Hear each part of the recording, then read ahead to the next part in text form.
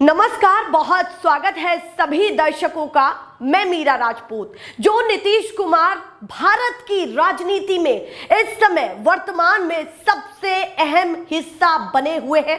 चाहे पक्ष की बात हो, पक्ष भी उनका जिक्र करता है, चाहे विपक्ष की बात हो, विपक्ष भी उनका जिक्र करता है। और उन्हीं नीतीश कुमार की मैं बात कर रही हूं कि जो केंद्र से लेकर के राज्य तक की राजनीति को प्रभावित कर रहे हैं। इस समय उनकी खुद की कुर्सी खतरे में आ गई है। उनकी खुद की कुर्सी कैसे खतरे में आई और कौन ऐसा है भैया, किसमें इतनी मजाल है जो नीतीश कुमार की कुर्सी को खतरे में ला दे? क्योंकि भैया वो मौसम देख करके चीजें बदलते हैं। कहीं ना कहीं बहुत शार्प नेता है, बहुत कहीं ना कहीं आगे की राजनीति को लेकर के चलते हैं। पर ऐसा कौन आया है जो नीतीश कुमार की कुर्सी को खतरे में ला दिया है?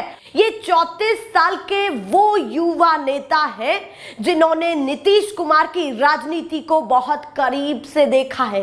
यानी कि उनके खेल को, उनके दिमाग को, वो किस तरीके की राजनीति करते हैं, बहुत करीब से देखा है। कोई और नहीं, बिहार के युवा नेता। यहां पर मैं युवा नेता ही कहूंगी क्योंकि और तमाम नेताओं के मुकाबले अगर मैं बात करूं तो बिहार के युवा नेता तेजस्वी यादव इस समय ऐसा खेल खेल रहे हैं जो नीतीश कुमार के लिए सीधे सीधे बड़ी मुसीबत बनने जा रहा है। और कर भी दिया है, ऐसा तो कुछ कर भी दिया है। यानी कि नीतीश कुमार के लिए तेजस्वी यादव ने अपना ट्रेलर रिलीज कर दिया है। उस ट्रेलर में क्या है? उस ट्रेलर में मैं क्यों कह रही हूं कि नीतीश कुमार के लिए खतरा है? राज्य की कुर्सी जा सकती है, राज्य की कुर्सी हाथ से जा सकती है। इस कहानी की शुरुआत उपचुनावों की उन तारीखों से करना चाहती हूं जब जैसे ही चुनाव आयोग ने उपचुनाव की तारीखों का बिहार में ऐलान किया। 4 सीटों पर उपचुनाव है आने वाले दिन में बिहार में। मैं दर्शकों को यह बताना चाहती हूं कि 4 सीटों पर उपचुनाव है। दोनों पार्टियां मैदान में है, नीतीश कुमार भी और वहीं तेजस्वी यादव भी। मैं दोनों का नाम इसीलिए ले रही हूं, बीजेपी कांग्रेस का नाम इसलिए नहीं ले रही हूं क्योंकि दोनों मुख्य पार्टियां हैं अब इस राज्य की। तो दोनों मैदान में हैं और दोनों अपने अपने सहयोगी दलों को लेकर के आगे चल रहे हैं। पर नीतीश कुमार पर तेजस्वी यादव क्यों भारी हुए हैं? अब तेजस्वी यादव ने वो गेम नीतीश कुमार पर ही खेल दिया है जो गेम नीतीश कुमार ने तेजस्वी यादव पर खेला था। ऐसा क्या था? आपको याद होगा कि ठीक 8 महीने पहले तेजस्वी यादव के साथ चल रही सरकार, नीतीश कुमार की जो चल रही सरकार थी, उसको नीतीश कुमार ने गिराया 8 महीने पहले। 8 महीने पहले इस सरकार को गिरने का क्या कारण था? वो ये था कि कहीं ना कहीं जिन नेताओं को तेजस्वी यादव को अपने कब्जे में करना था वो नीतीश कुमार पर ज्यादा भरोसे कर रहे थे, पर कहीं ना कहीं जिन विधायकों को उन्हें अपने कब्जे में करना था वो नहीं कर पाए। पर अब वही राजनीति तेजस्वी यादव वर्तमान में कर रहे हैं। क्या किया है मैं सीधे आपको बता देती हूं। जो बड़ी खबर निकल करके सामने आई है और उसके बाद नीतीश कुमार के हाव भाव देखने लायक है। लगातार ये बातें चल रही हैं कि अब वो कल बैठक करने वाले हैं और मुख्यमंत्री की देखरेख में वो बैठक होगी, तमाम बड़े नेता वहां पर होंगे। ऐसा क्या किया है तेजस्वी यादव ने, ये सीधे मैं आपको बता देती हूं।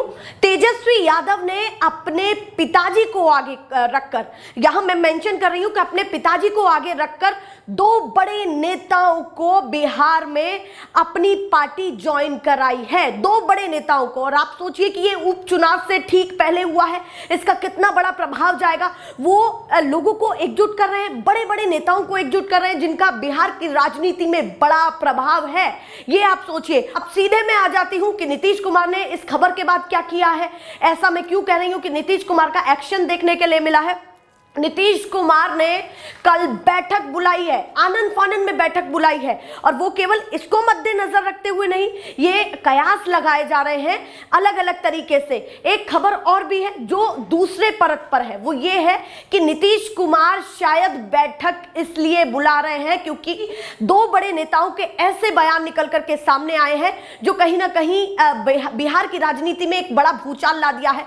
वो भड़काऊ बयान लगातार टीवी चैनल की स्क्रीन पर चल रहे हैं, हेडलाइंस में चल रहे हैं। कौन है वो 2 बड़े नेता?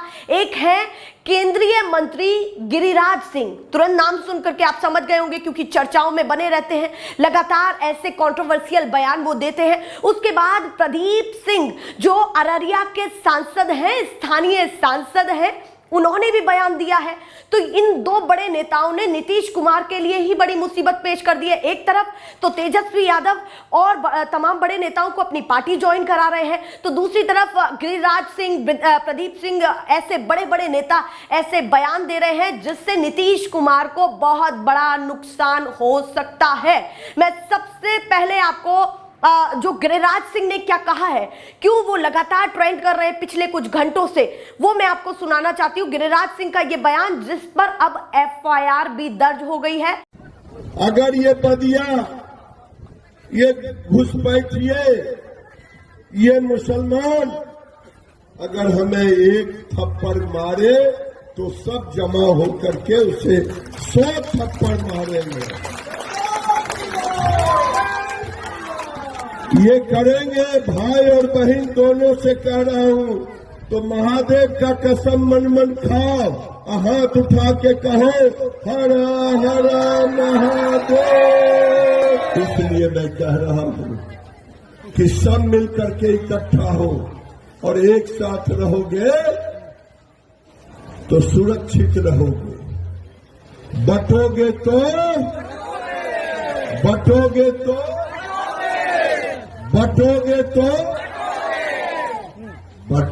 तो कटोगे, तुम खुद कह रहे हो दीदी। और इसलिए हर लोग अपने घर में महादेव का दिया हुआ, देवी का दिया हुआ, दुर्गा मैया के हाथ में तलवार रहता है न, शंकर जी के त्रिशूल रहता है न, भाला भी रहता है न।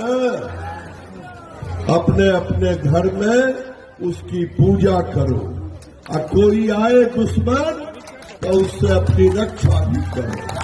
तो देखा आपने ये वीडियो कि किस तरीके से गिरिराज सिंह क्या कह रहे हैं। लगातार इन दोनों नेताओं के बयान पर सवाल उठाए जा रहे हैं। एफआईआर तक दर्ज हो चुकी है, 4 धाराएं लगी हैं और इन दो बड़े नेताओं के बयानबाजी से एनडीए गठबंधन पर फर्क पड़ता हुआ दिखाई दे रहा है। ये कहा जा रहा है कि नीतीश कुमार कहीं ना कहीं इस चीज को लेकर के नाराज है और जो बैठक हो सकती है वो हो सकता है कि इसी मामले पर हो।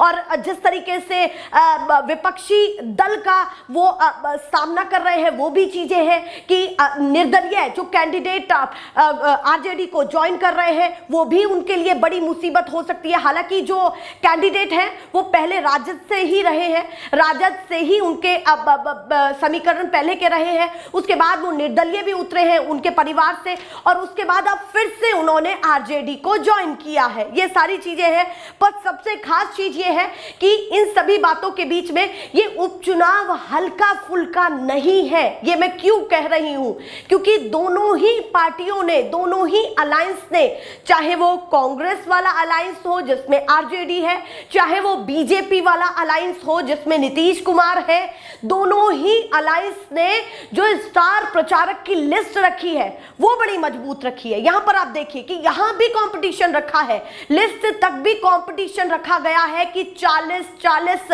स्टार प्रचारक उतारे गए हैं। आप ये समझिए कि 40 स्टार प्रचारक उतारे गए हैं। एक उपचुनाव को भी एक तरीके से इस तरीके से देखा जा रहा है कि विधानसभा चुनाव हो, क्योंकि अगर बिहार की कुर्सी खिसकी और वो दूसरे पाले में गई, तेजस्वी यादव के पाले में गई, तो कहीं ना कहीं नीतीश कुमार को लेकर के ये प्रभाव भी बन सकता है कि वो अब राजनीति में कच्चे हो चले हैं।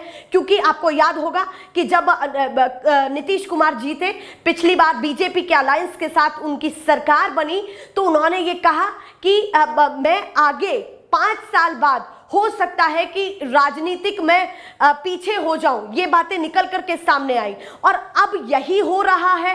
क्योंकि ये संभवतः हो रहा है क्योंकि उनके नेता तो नहीं पर जो निर्दलीय है वो आरजेडी पर ज्यादा विश्वास कर रहे हैं और जब निर्दलीय कैंडिडेट आरजेडी पर विश्वास करेंगे तो ऐसा भी हो सकता है कि खुद के नेताओं की भी टूट हो और वो भी खिसक जाए और राज्य की कुर्सी खिसकी तो कहीं ना कहीं नीतीश कुमार की अहमियत केंद्र में कम हो जाएगी, क्योंकि मुख्यमंत्री की कुर्सी खिसक रही है। ये कोई मामूली चीज नहीं है। ये तब की मैं बात कर रही हूं अगर उपचुनाव में तेजस्वी यादव का जो समीकरण है, जिस तरीके से बिठा रहे हैं, जिस तरीके से नेताओं को अपनी तरफ करने की पूरी कोशिश कर रहे हैं कि और भी ताबड़तोड़ और भी नेता उनकी पार्टी में शामिल हो, सदस्यता लें, उनको कोशिश कर रहे हैं। और ये सबसे महत्वपूर्ण चीज है कि बिहार की राजनीति में एक 34 साल का युवा सीधे सीधे चुनौती दे रहा है। बहुत सारे नेता हैं, आप गिन सकते हैं उंगलियों पर, इतने नेता हैं जो नीतीश कुमार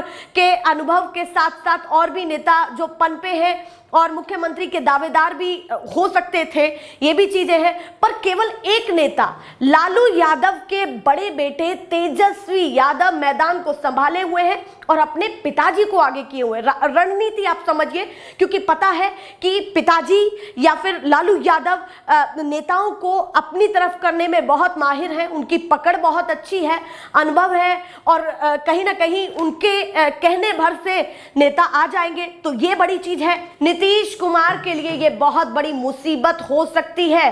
कहते हैं ना कि जब दोनों नैयाओं को पार लगाने की कोशिश की जाती है तो एक तो डूब ही जाती है, और यही हो भी सकता है।